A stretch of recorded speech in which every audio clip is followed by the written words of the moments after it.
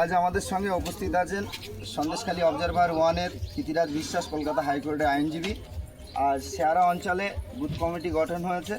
দাদা শেয়ারা অঞ্চলের আইএসএফের কর্মী সমর্থকদের নিয়ে আজকে একটা দলীয় পতাকা উত্তোলন আয়োজন করা হয়েছে। তো দাদা আজকে এসে আমাদের সঙ্গে আছে শেয়ারা অঞ্চল সন্দেশখালী, তার মুখ থেকে কিছু শুনে নেব।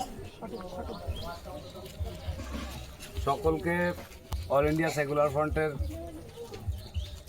ধন্যবাদ এবং ভালোবাসা। অল ইন্ডিয়া সেকুলার ফ্রন্ট যে বিরাট আন্দোলন শুরু করেছে সারা দেশব্যাপী, তার একটা ক্ষুদ্র প্রসারণ এই শেয়ারা অঞ্চল। এটা সন্দেশখালী ওয়ানের মধ্যে পড়ে। সন্দেশখালী পুরো অঞ্চলে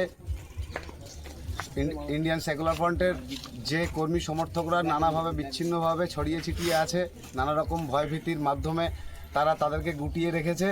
সেই সমস্ত কিছুর মধ্যে থেকে আজকে শেয়ারা অঞ্চল তাদেরকে মুক্ত করেছে এবং সেই অঞ্চলে আজকে দলীয় পতাকা উত্তোলন করা হবে এবং সেই বাঁধনকে ছেঁড়া হবে।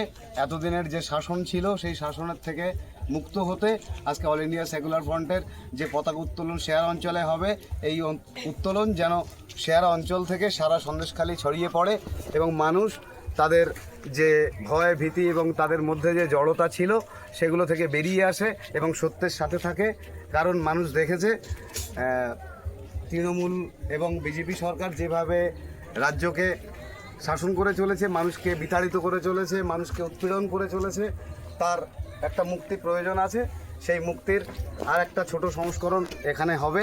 আজ এই মানুষের সমস্ত মানুষের এইভাবে সচ্ছলভাবে স্বাধীনভাবে এখানে এসে উপস্থিত হওয়ার জন্যে সবাইকে আমার দিক থেকে অল ইন্ডিয়ান সেকুলার ফ্রন্টের তরফ থেকে সকলকে আমার অশেষ ধন্যবাদ।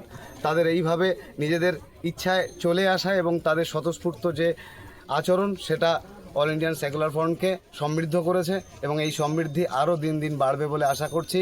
এবং আমি আশা করছি এই অঞ্চলের যত যুব আছে, তোমার মতো যুব হলে বেশি ভালো হয়, তোমাদের মতো ছেলেরা এগিয়ে আসুক, তাদেরকে লাগবে। সমাজ সংস্কারের জন্য যুবদেরই দরকার। এবং আমাদের যে আইকনিক অল ইন্ডিয়ান সেকুলার ফ্রন্টের যে আইকনিক যে মানুষটি ছোটো ভাইজান আমাদের, তিনিও কিন্তু যুবদের একদম যুবরাজ। যদি ওয়েস্ট বেঙ্গলে কাউকে যুবরাজ বলা যায়, সে কিন্তু আমাদের ছোটো ভাইজান।